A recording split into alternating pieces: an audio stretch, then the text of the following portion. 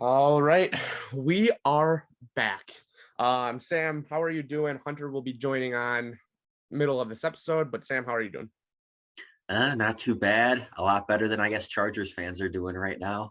Yeah, so if you guys didn't watch our First and Goal podcast or see on our YouTube, social medias, anything, I've declared full on war against the three Los Angeles fans, Chargers fans that probably exist, just because Joe Burrow is definitely better than Justin Herbert, and there's no changing my mind.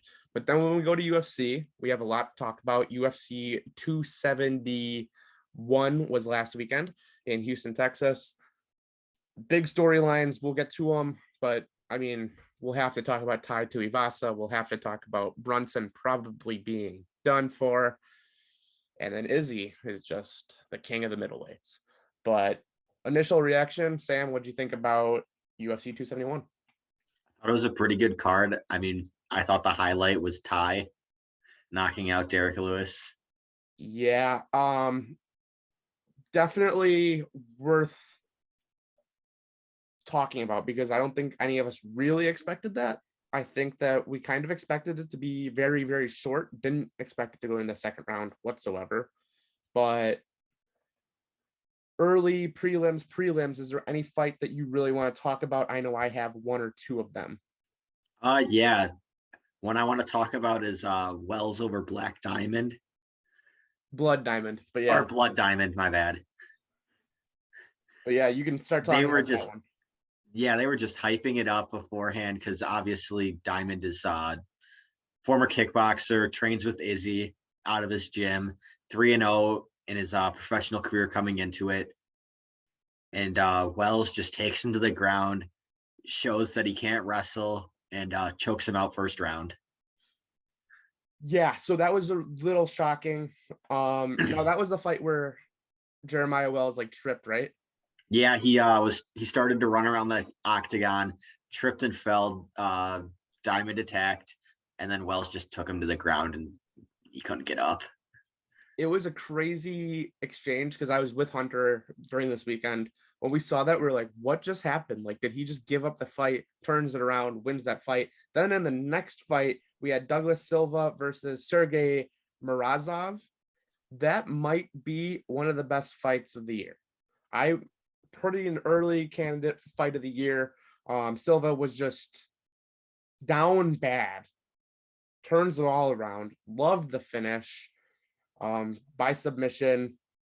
I didn't expect that whatsoever because I believe he's more of a knockout guy anyway. Yeah, I did not expect it. I mean, it it was an electric start to the first round, especially because I didn't think that Grisham Knight fight was. I thought it was pretty boring. Grisham just dominated him, but yeah, coming off those two submissions to start out the card kind of got me hyped for it. Then in that next fight, AJ Dobson, Jacob Malkoun, I was very high on AJ Dobson, and he looked great in round one. Then his corner, I forget who was it that was in his corner that was like legend of the game. They helped him in zero way. I was very critical of the corner. I was tweeting about it throughout the fight. I felt like they did not help him at all. I feel like that's all he needed to get the victory was just literally any help, but they weren't doing anything. They basically were just telling him, try to get up. How does that help? He knows he needs to get up. I didn't like the corner work. I thought Dobson was the better fighter, but he did not get it done last I Saturday. mean, I give all the credit in the world to Malkoun. He got dominated first round, comes back, and Dobson just he take him to the ground. Dobson couldn't do anything about it, and at least he wasn't just laying on top of him. He was actually trying to land strikes, go for subs. But I kind of liked what I saw from Malkoun. Then in the next fight, Charles Olberg ties the score for Izzy's camp to 1-1, getting the victory over Fabio Charant by unanimous decision. It was a boring fight, kind of replicated what ends up happening in the main event, where Olberg was able to kind of just sit back, pick his shots, didn't really have to apply the pressure because Charant really didn't do much to return. But Olberg kind of took what was given, got the job done, wins by unanimous decision. Yeah, I thought it was a pretty boring fight to start the prelims. And then Sharon really couldn't do anything against Olberg. The size disadvantage, and then obviously just the stand up he had a massive advantage in stand up. in the next fight, a kid I'm very high on, Kyler Phillips beat Marcelo Rojo. Kyler Phillips wins this by submission. I loved everything about Kyler Phillips. I think that his energy is just amazing. You can tell that he is friends with Sean O'Malley.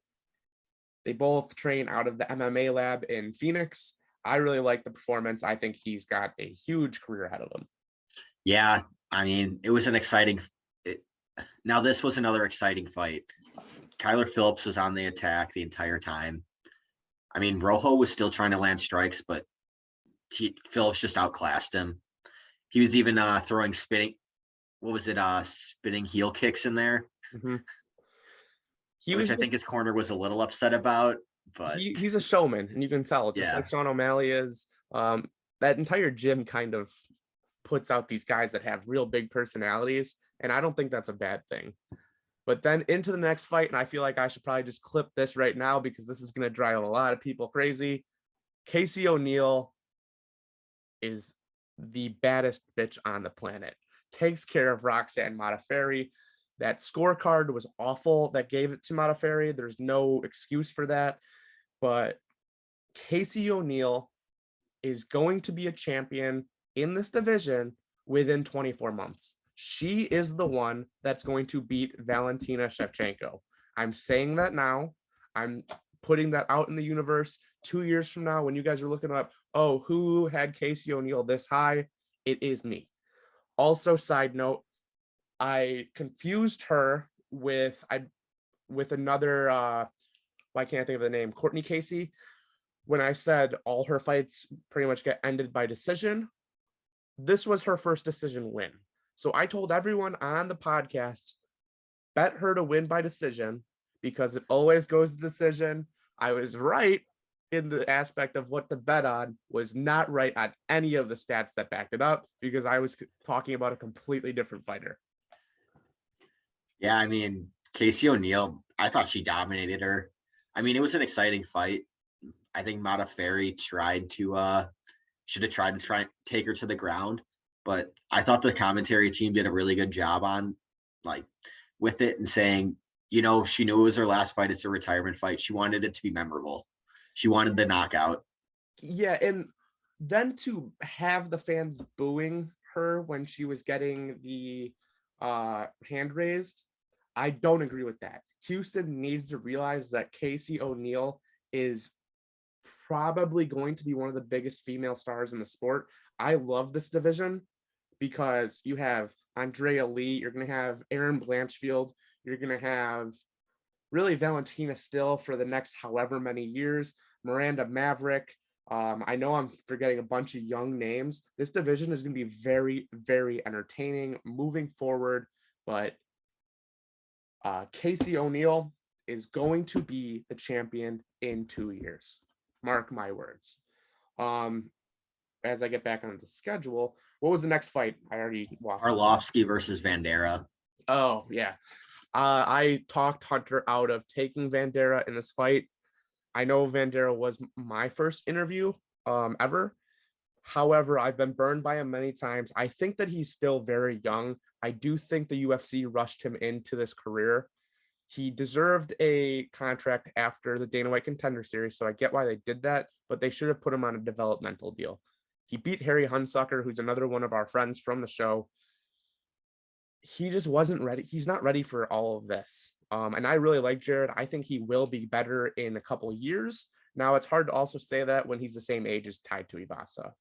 But I feel bad for Jared. He really put it all out there. He's just not there yet.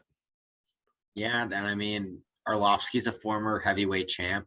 I think this just showed the experience advantage that he had in this fight. He knew what he had to do to get it done, and he got the decision. I mean, it's unfortunate, but I don't think the UFC is planning on releasing Jared, so he's going to still get more fights. But I mean, they need to give him some layups and really develop him. without ruining anyone else's trajectory as well. They need to get him some confidence is really what this is. Then into the main card. This is going to be a guy that we're going to be talking about a lot today.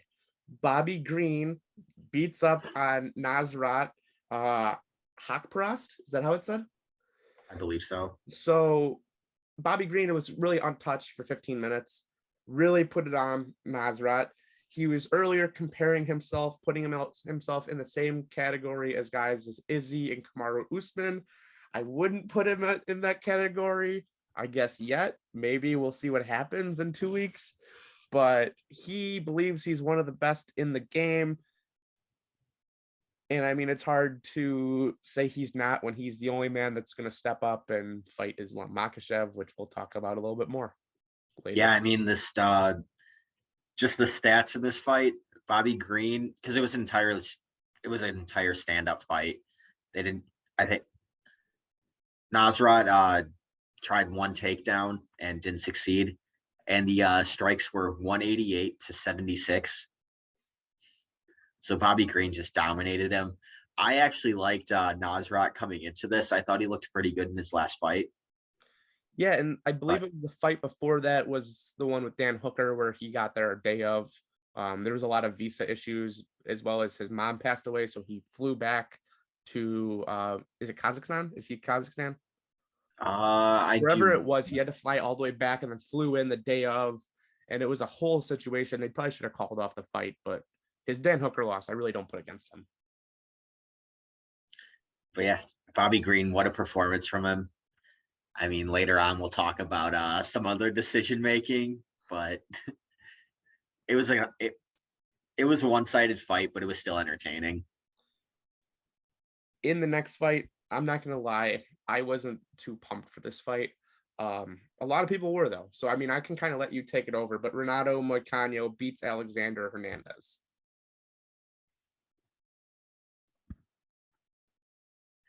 I mean, the stand-up was pretty even as soon as Moicano was able to take him to the ground. It was pretty quick. I wasn't very excited for it either. I did say it was going to be the snooze fest of the card. It wasn't a snoozer. It was a fun fight. But when you're following a guy like Bobby Green and then you're going ahead of the fight that we're going to talk about next between Brunson and Cannonier, it's hard to get that excitement in because you just came over this great performance by Bobby Green, and then you know what this next fight means. I don't like the placement of this. Now, if this was the last fight on the prelims, it would have been a great fight. But I just didn't like the placement of this, and it kind of took it away from me. So I know Hunter really liked this fight, and Moicano is going to get a nice opponent next. He's going to rise up. Just wasn't the fight that tickled my peach, as some may say. And then in the non-co-main, what could have been co-main fight that was supposed to happen at UFC 270 gets pushed back to 271 because of the importance of it. Jared Cannonier beats Brunson with an elbow to the head after being down in round one. It seems like there is a little bit of a reoccurring story throughout these fights. But Cannonier comes back round two, beats up on Brunson when it didn't look too great, and he's now going to get the next title shot. Yeah, I mean, I think Brunson knew that he wasn't going to be able to stand with Cannonier in the stand-up. I mean, looking at the stats, he tried 13 takedowns, only succeeded on 3 of them. But I'm kind of excited for the Cannonier Izzy fight that's going to be coming. We'll talk a little bit more about it when we get to Izzy, but Brunson has this weirdest like style of all time where he just looks so lazy and so slow, but it works because his takedowns are so predictable, yet he still gets guys to the ground. It's like a sloth moving at you, how slow he's going, and he's still able to wrap his arms around, get a double leg takedown, and makes life living hell for whoever he's on top of. I don't understand how he does it. He did say that this was going to be one of his last 2 fights in his UFC career. So before I guess we go into the next fight, who do you think makes sense for Blonde Brunson to kind of end this career against? I had said maybe it would be just a fun fight to kind of say farewell, similar to kind of what we did with Modafferi, even though we set her up to really get a loss against a top prospect in the game. This could be very open-ended, but it also depends on what the UFC wants to really do with them. I mean, if you want to set up another prospect to maybe take a step, which might not be the most exciting fight in the world with Brunson's fighting style, but Sean Strickland. I mean, it's 4-5 in that division. So I also kind of was leaning towards Strickland. However, I think he's going to end up getting Whitaker, which we'll talk more about as well. In my article that I had released on winnersonlyclub.com, I had highlighted the next 6 fighters with who I believe that they will be going against.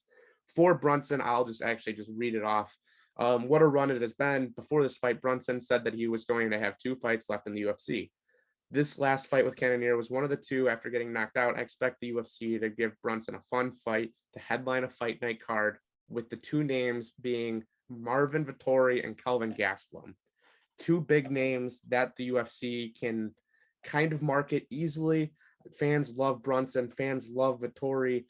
Vettori's had his weight issues. If he decides to move up to light heavyweight, you have Kelvin Gastelum, who's scheduled to fight now, I believe, in May. However, I think Brunson ended up getting a 6-month medical suspension after the big blow to the head. So it just makes sense to kind of have someone that's going to be ready to go late summer, early fall, because I don't think he's going to have to serve the entire 6 months. But Kelvin Gastelum is a name that I think makes a lot of sense to also push Gastelum. But if Brunson gets a win, I don't think the UFC gets too upset. Into the co-main event. I'll let you just take it away. I thought this was this was, in my opinion, one of the fights of the night. It definitely was. I mean, I think the biggest surprise from the fight was the fact that Lewis had attempted 4 takedowns and had 2 of them, or completed 2 of them. He pulled it a little bit out of the Ngannou textbook. I mean, I thought it was going to be the same thing that Ngannou did to Gane, or was attempting to do to Gane, but at least he was actually doing action on the ground, unlike Ngannou, who just laid on top of them. Another guy who was down in round 1. Ty was getting, I mean, when... Did you see those strikes he was having right before the knockout too? Yes. So I'm saying, when we go back to the press conference, they didn't disappoint. They backed up everything they said. You had Derek Lewis saying, with the utmost respect, I'm here to try to knock this guy out. Then you have Ty saying, I want to do the same thing, brother. And then they wanted to swang and bang, and that is what they did. I couldn't be more happy with this fight. The bar that I was at with my boy James, he was in our live stream when we were watching Bellator. The place went crazy when Ty knocked him out. There was a guy the entire time that was saying Derek Lewis is the next title champ, blah, blah, blah. He was pretty intoxicated. I am not intoxicated during this. And I kind of got in this guy's face saying, like, how about now? Tai Tuivasa here for the win. I still owe everyone a shoey. That will happen soon. But Jesus Christ, Tai Tuivasa has to probably get a title shot next. You and I kind of were talking about it. Who do you think is actually going to get this next shot? I mean, just because Stipe is the longest reigning heavyweight of all time, if your boy John Jones does not make his return, I think a Thai Stipe contender to fight Ngannou is probably his next fight.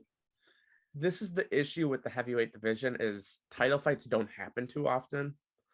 Now it's because these guys stand and bang, and I do think if you have 28, soon to be 29-year-old Tai Tuivasa as a champion, you're going to have more than 1 fight per year. You might be looking at 3 heavyweight title fights a year for as long as he can hold this belt. But I think regardless, we're going to get an interim belt.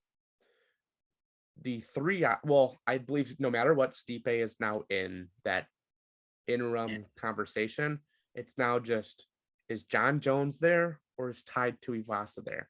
And I don't think that they want to cut down Tai Tuivasa by putting him against Gon, because that's two younger competitors that, say if Tai Tuivasa becomes champion, that sets up one hell of a heavyweight battle for the belt. I think they know that that's not the right time, right place. Or if you even put Gon into the conversation for an interim belt, I wouldn't agree with it. I'd understand it, but there's going to be a time where these two are going to fight, but it's more than likely going to be for gold on the line. Yeah, I agree. I think it should be for gold. I mean, plus, I think you got to give Stipe another fight at the interim, just because what he's done for you. He can't go back and not fight a like an actual title fight. He needs a 5-round title fight, whether it's interim or the actual thing. I just don't see the actual thing happening with Nagano going into surgery and his contract situation. But yeah, I mean, back to the fight. What a moment for Tai. I mean, like I was saying, I thought he was done for when Lewis was just laying into him on the ground. Anyone else, I think, almost anyone else, you get knocked out. That was He's done. Violent elbow. The reason that he was able to knock him out so easily with that elbow was because Derek Lewis's head was against the top of the octagon, so there was no give. So when he connected with the elbow to the head, there was no going back. It was just straight into the head, and that's why he ended up falling face first. And honestly, great officiating and great on Tai, even though it may have had something to do with his level of energy, for him to not get on top of Derek Lewis and ending with more punches than what was needed. I do think part of that does play because he had zero energy.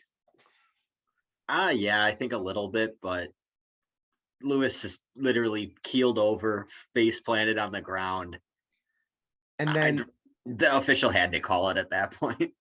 The other thing, this is more on our good friends, which we'll talk a lot about on ESPN Plus.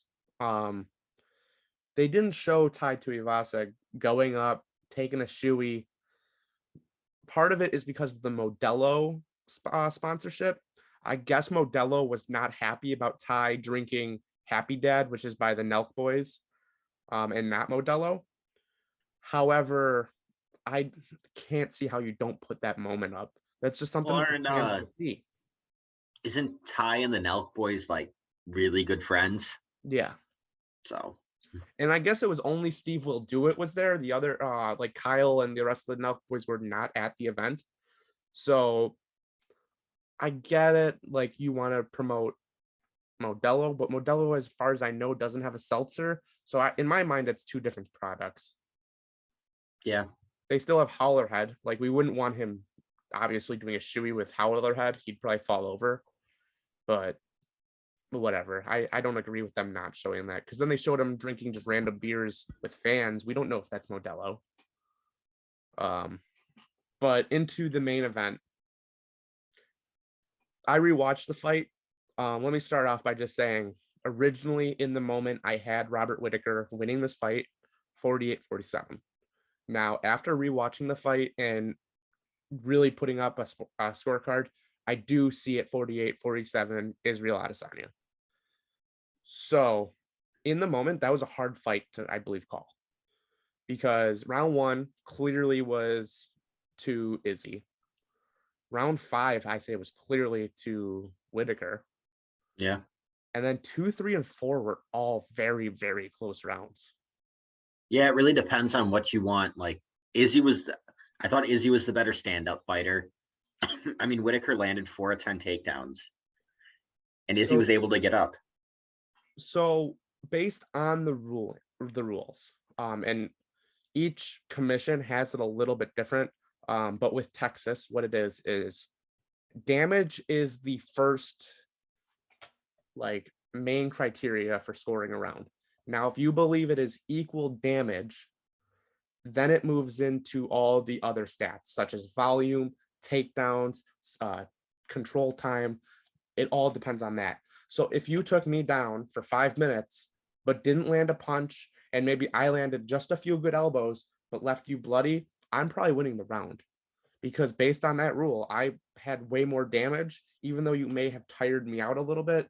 There was no real damage. It was just your endurance. So watching it again, I do have it 48-47. I don't agree with Mike Beltran having it 49-46. I think that's a little outrageous.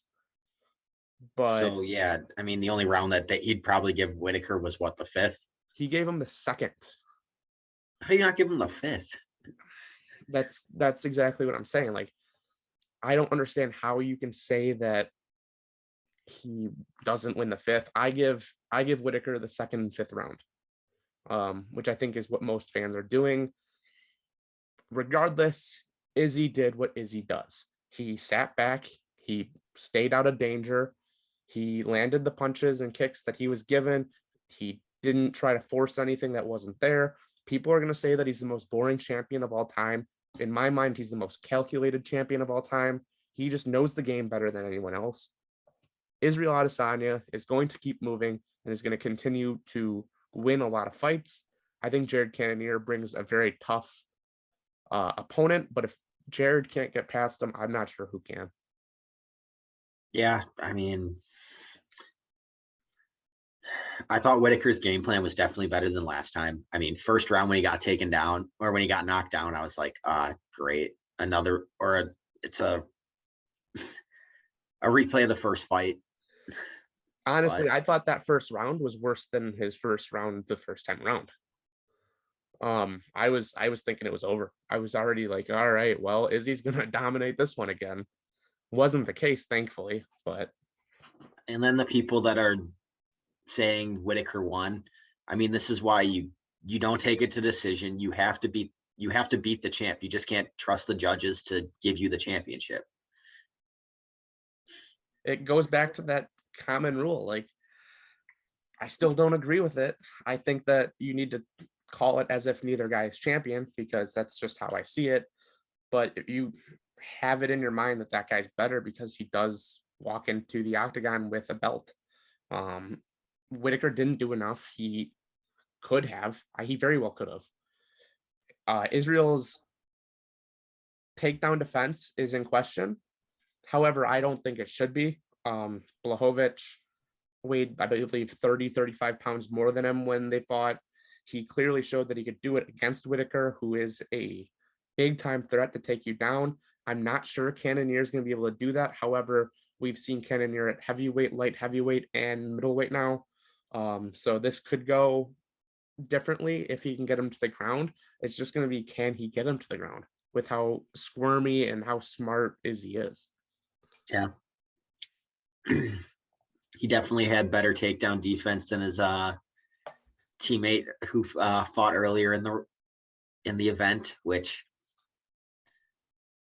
you have 4 fights in the US or in MMA and you're making your UFC debut. I'm assuming you're not going to have the experience that Izzy has right now, but it was a great event though. Like, yeah. I kind of want to wrap this up because I feel like we have been going for a while on this UFC 271 card. The last thing that I do want to say is this fight would have been way better had Joe Rogan been on the call. Bisping, I like Bisping. He can't be out there with Cormier. I know that you can say that Daniel Cormier was not all buddy like he is usually with Joe Rogan. However, I think Joe Rogan is that glue that makes that commentary team so great. The only one I liked listening to this entire fight was John Anik. So ESPN, you need to settle, like, you need to figure out your shit, because we can't keep having Bisping, Cormier, and Anik. It's going to ruin your product. And I think there's going to be a lot of people that will stop buying your pay-per-views, mainly because Joe Rogan is not on the call. UFC fans do not care about what Joe Rogan did in the past. The UFC fighters, white, black, Asian, whatever they are, do not care about what Joe Rogan did. Clearly, you heard what Izzy had to say.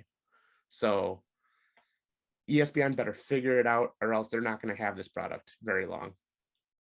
Yeah, and it also doesn't help when you're literally everything that he's getting canceled for is stuff that's getting taken out of context that he's quoting other people for. minus the Planet of the Apes thing. That was bad. And he admits that it was bad. There's no defending it. It's whatever. That's the only thing that I've really heard that was really that bad. A lot of the times when he had said the word, it was to ask the question, should people be able to say it? So like when you actually play it in full length, it's just like raising a question. It's like the spread the word to end the word. People, I don't think this will really be that bad. People should not say the word retarded. It's the same thing. Like the way I just used it is saying do not say it. Like it's not like I'm going out here saying like, hey, I'm not gonna say because then it'll probably get taken out of context. So you get what I'm saying. Joe Rogan needs to be out there, and from what I understand, he will be there at UFC 272. Now into normal UFC news. Ortega versus Yair Rodriguez was announced. I believe we're still waiting on a date. However, Brian Ortega, not the greatest fight that you can have to come back and start fighting people. Did I lose you? Yeah, I was just looking to see if it was announced for anything. I don't believe a date has been announced. Yeah, it just says in the works, but that's going to be a tough opponent coming off that absolute barn burner he had with Volkanovski. I believe his last 4 fights now will have been against, well, including this one. It'll be Yair, Volkanovski, Holloway, and Korean Zombie. That's a crazy last 4 fights. There may have been one fight in between Korean Zombie and Holloway, but talk about a murderer's row and fighting the best of the best. So yeah, it was Volkanovski, Chan Sung Young, which is Korean Holloway, Zombie. Edgar, Cub Swanson, and then Renato Moicano. That's a crazy last few fights. Brian Ortega is one of my favorite fighters in all of the UFC. I'm excited for this fight. This is the type of fight that puts him right back into title conversation. I mean, that fight was arguably I thought that was closer than this past card with him and Volkanovski. I did too. And it was fight of the year. So I mean, how do you not give a guy fight of the year and then say like, let's run that thing back? It probably won't be as great, but you got to give him the chance. Yeah. Yeah, he first has to get past Yair, which Yair looked amazing in his last fight. Yeah. I mean, him and Holloway were on a war, which was crazy in itself, but we'll see. I mean, Ortega doesn't fight like Holloway fights, so this could be a totally different type of fight. Now let's finally talk about Bobby Green. Bobby Green is stepping in to replace Beneil Dariush. Dariush tore or breaks his fibula in a freak injury, where he was going for a takedown. I guess his foot got stuck inside the mat, and he ends up breaking his fibula, and is now out of the fight next weekend. Hunter, welcome back. We just covered UFC 271. We're talking the new Dariush getting replaced by Bobby Green. Sad news. Yeah, sorry. If you guys don't know the Chicago area right now, it's a bad snowstorm, so I was driving back from work. But yes, that news is crazy. If Bobby Green steps in, that puts his name on Dana's good side for going forward. I think this is a safe fight for him. What do you got to lose? It's a great fight. But Islam's avoiding another top 5 opponent, which sucks. Well, I wouldn't say he's avoiding it because Dariush literally broke his fibula. Gets out of another fight like that, though. He's going to have the easiest route to a title shot of all time. You think they give him a title fight even if he just fights Bobby Green? Well, there's a guy that's ranked at number 9 that probably will skip ahead of him now, and it'll be totally justified. That's true. That was one of my first thoughts with this, is Conor McGregor is getting the next title shot.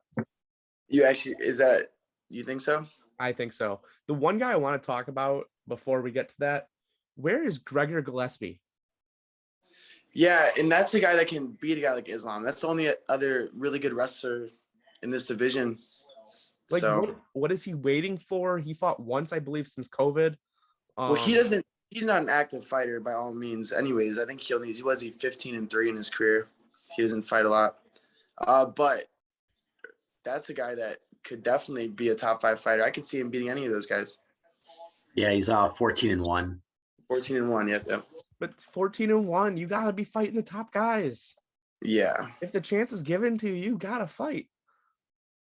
He's ranked, I don't know. I think tied in the rankings at 9 with Conor McGregor. Yeah. So, I don't know if Bobby Green's the only one they had replacing Darush on the simple fact that he just made weight and he's probably closest. But I thought it was gonna be Dos Anjos, to be honest. there's no way that he fought at welterweight for so long. There's no way he can, unless they do a catch weight. Well, no, but he's fighting at lightweight at UFC 272. You think he can get down that quick though? I know they usually. He was supposed to be ready for last week, or for this week. He was supposed to be the main event this week. The former champ, and that was a fight that was in the talks for a while too. Was Dos Anjos and Islam? So I don't see why he wasn't able to get ready for that, because it would have been a lot easier to find a replacement to fight Rafael Fiziev than it is to fight Islam Makhachev on 2 weeks' notice. Yeah, and Fiziev is going to be around for a while, so. And if you really had to scrap that fight, it's like, okay. It wouldn't have been ideal for the UFC 270 card or 72 card, but still. But now you have a good main event then in that point. And honestly, the Bobby Green fight wouldn't. I don't think it's going to go well if it is the case. Islam's wrestling is too good, so. I think Bobby Green's going to get just absolutely annihilated. Yeah. We'll talk a lot more about this next week when we're covering everything, but Dustin Poirier came out and said that he will not ever fight Colby Covington in the octagon. He may fight him outside of the octagon, and if that happens, he's going to prison. Yeah, he's okay. Dustin, calm down there. I think he's saying this in the simple fact that if he wanted to, if he went out and said, I'd fight Kobe in the octagon, Kobe would initially take that fight, and Kobe would school Dustin. He would school him. And I think wrestling alone would be a joke. It's an excuse to not fight somebody when they go, I'll only fight him in the streets. Okay, calm down. I mean, do any of us think that Masvidal has a chance at beating Colby? Nobody does except Masvidal. I think Dustin Poirier is a joke. I hate everything about that guy at this point. We'll move into Bellator 277 in San Jose gets announced. Did you guys see this card at all? I did not. This upcoming weekend? Are you talking about? No. So Bellator 277 was announced. Let me read. For whatever reason, I can't remember the second title fight. It's going to be 2 title fights.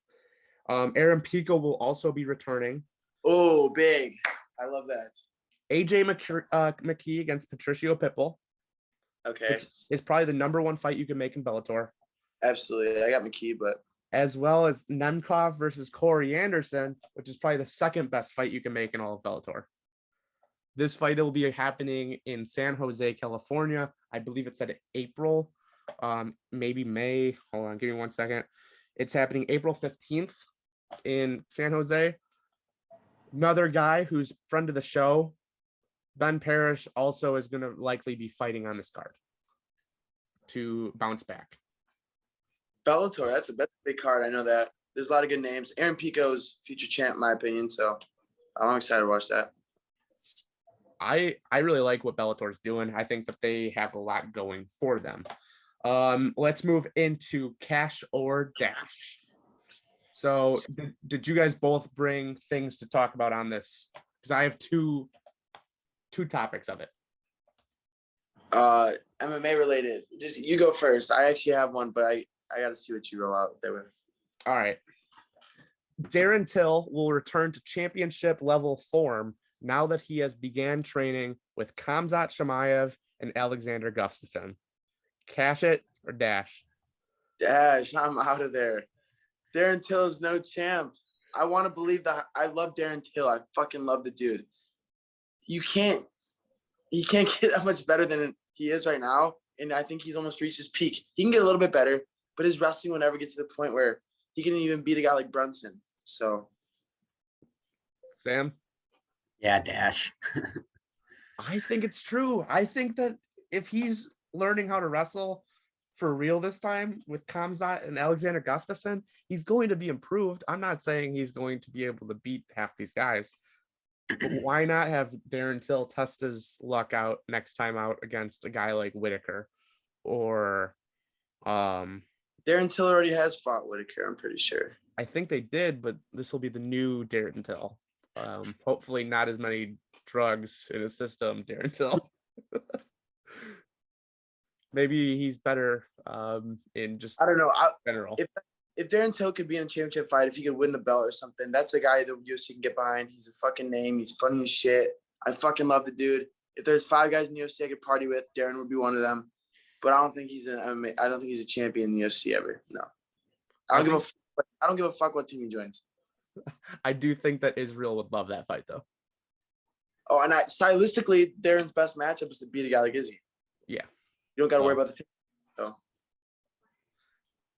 And then I'll just do my second one. The UFC will, then this is something that I'm starting, by the way. This isn't a real headline. The UFC will end their contract with Disney and ESPN by the end of 2022.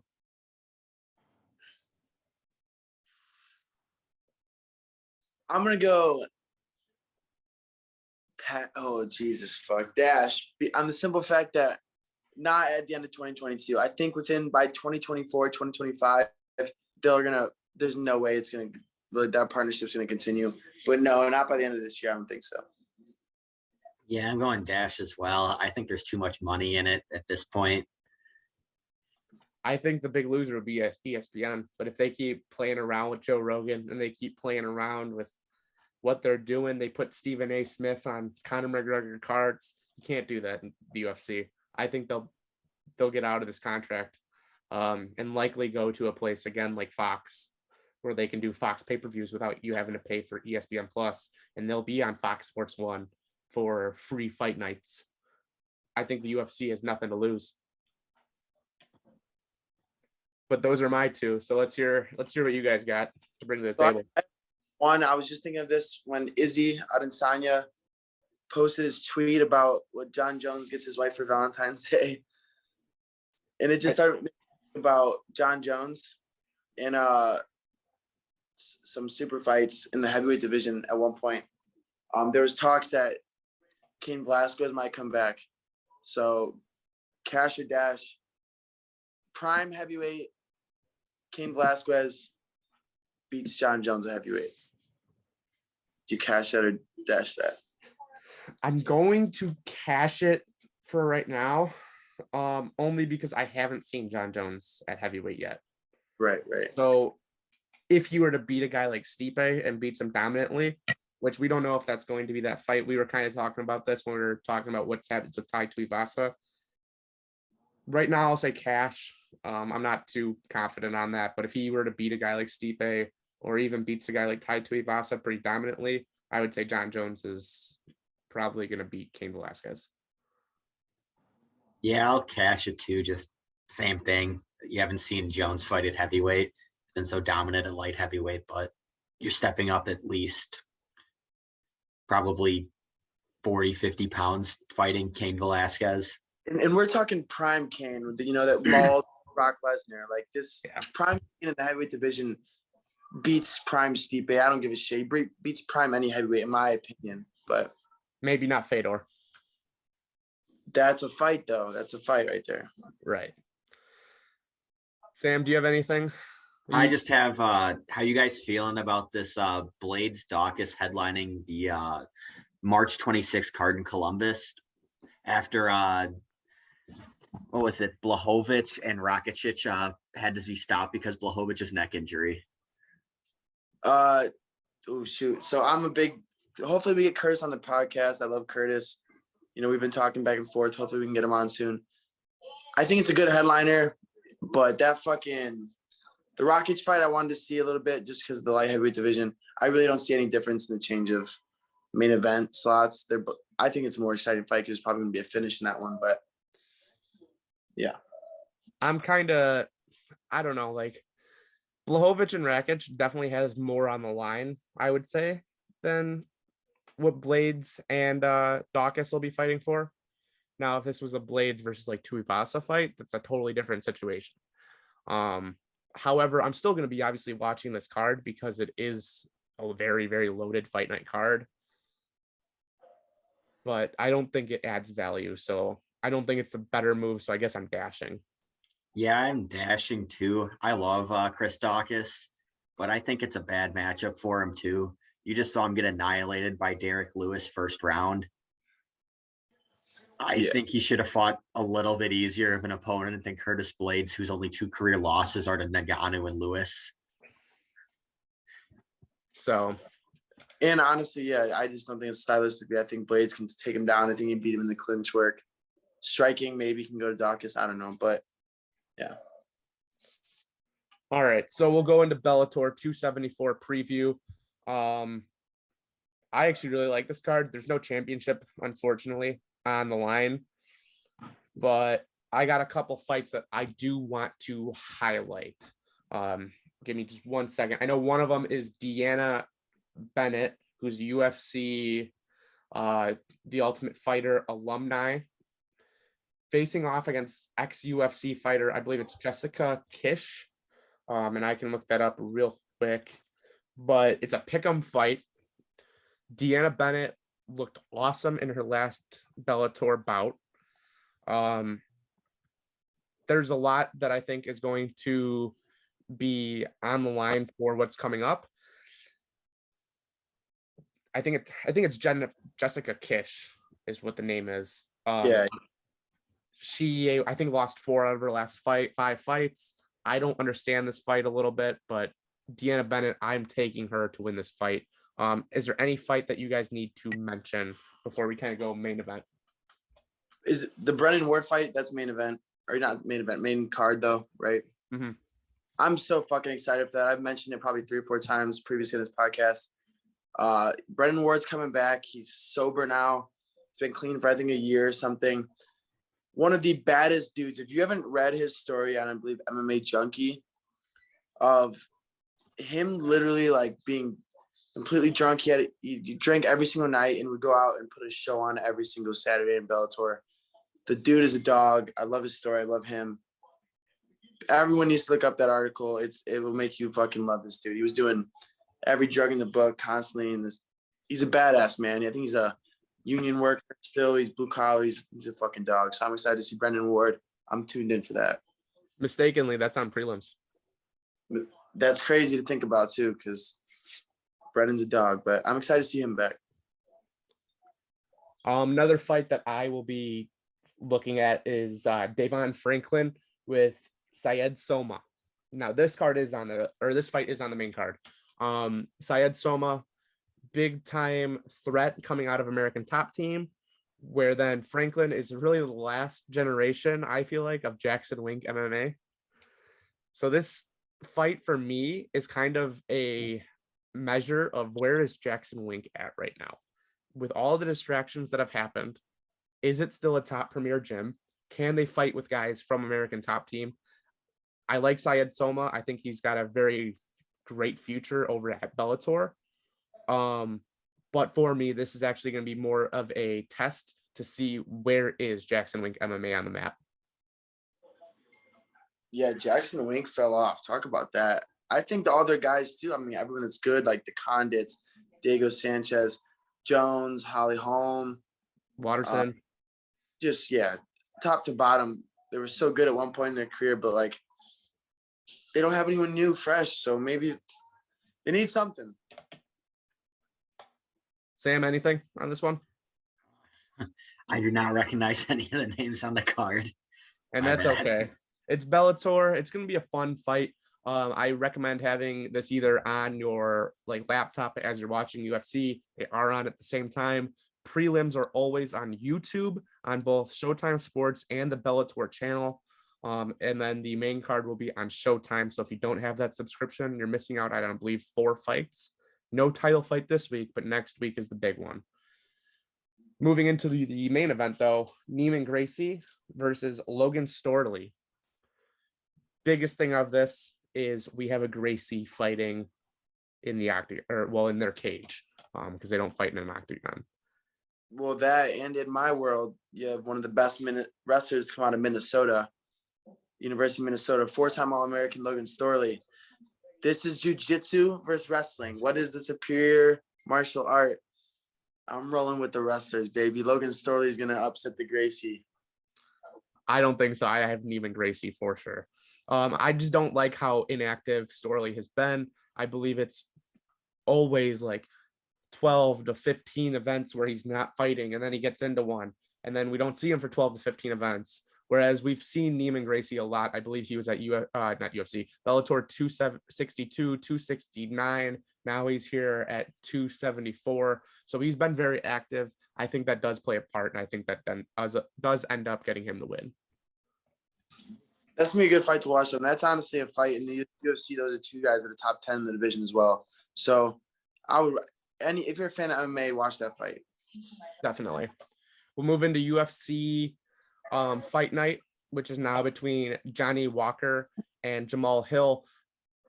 Just so you guys know, if you guys see Sam leave, he is going to be heading to work pretty soon here, so he might just randomly be dropping off. It'll be me and Hunter. But the UFC Fight Night. Before we get to the main event, what fights do we all want to highlight? How about you and Sam go first on that one? Sam, I'll let you go first, just because you are going to be leaving rather soon here. Yeah, I'm just looking through the card a little bit right now. Well, then I guess I'll real quick start it off. Stephanie Eager versus Jessica Rose Clark. It's a women's fight that there's a lot of hype going behind Jessica Rose Clark. A lot of men do find her very attractive with all her tattoos, so it does help her bring up a little bit of a bigger name. Yep. That was the fight I was looking for. That one. However, I think Stephanie Eager is on the right track. If you ever look at her opponents that she has lost to, a lot of them are big names. I believe one of them most recently was Tracy Cortez, girlfriend to Brian Ortega, who we talked about earlier. I like Stephanie Eager. She's plus 175. I think this really is a pick'em fight. For that reason, I'm going to take the underdog just because there's some money value to it.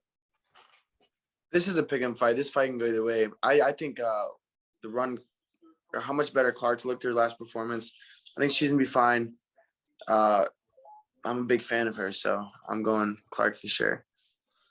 But that card, the prelims, I didn't really see much else. I don't know, Chad Skelly. He's fun to watch when he's on. Yeah, I mean, we really lost out when we lost Dos Anjos versus Fiziev. On the main card, is there any fight that you guys want to talk about on this one? I think anytime the UFC all times octagon, most times in the octagon, most performances, wins, whatever. I don't know what the fuck it is. Jim Miller. He fights again. He always just keeps fucking fighting and keeps doing well. So I'm excited to watch him. It seems like he's always on a win 2, lose 2, win 3, lose 1. He's always like just constantly improving, which is a good thing to see. And he's going to have all the records ever and probably everything in terms of total time, maybe wins, performances and all that. So. Yeah, I kind of want to see Buckley versus Razak Al-Hassan. I just want to see two guys. If you want to just see two guys stand up and bang, tune into that fight. I said it in the article today. I think Buckley needs a signature win here soon again, because we're still talking about the KO of the year from 2 years ago. That highlight carry you through your fucking career, though. It is a great, great highlight. Like, there's not going to be better knockouts than that year in and year out. However, if that's what we're remembering him for this early on to his career, it's not a great career, to be honest with you. I think that he needs a big time win. He needs to go on a run here, and he needs to kind of put his name out there as a real contender again. And he's a name because of that knockout. I mean, he has a decent following on Instagram, so. Without that knockout, he's probably not a main event fight night carder. No, not yet. He needs a couple wins, but he's still right now. You could even put him on a fucking pay-per-view to start it off and people would watch. Yep. So No, yeah, that KO definitely helped his career. Kyle Dawkins, Jamie Pickett. So we spoke about Chris Dawkins earlier. We get his brother this time. He was originally scheduled to fight, and I'm trying to think of who it was. Julian Marquez, I believe. yeah. We now replace it with Jamie Pickett, which I don't think is any easier of a fight. I would actually have probably taken Dawkins over Marquez. I'm probably taking Pickett over Dawkins now, though. Yeah, Pickett's a whole different style of fighter, and his length's different too. Yeah. Marquez is gonna sit in the pocket and bang. Pickett's gonna, no pun intended, pick you apart. He's good with his left jab. He's tough. So I believe that Pickett is plus 225. So that's value right there, guys. I think it's because it's short notice and yeah, there's a lot going into this fight. But no, it's short notice for both fighters, though. Yeah, that's true. Whole different camp for 3 months. You're only training one way. Pickett's just going in there and he's been training the same way. I don't know. That's how I feel too. I don't think it helps Dawkins too much other than his physical shape. Yeah. His conditioning will be there, but the game plan, you have to throw that out the window because Marquez and Pickett are not alike.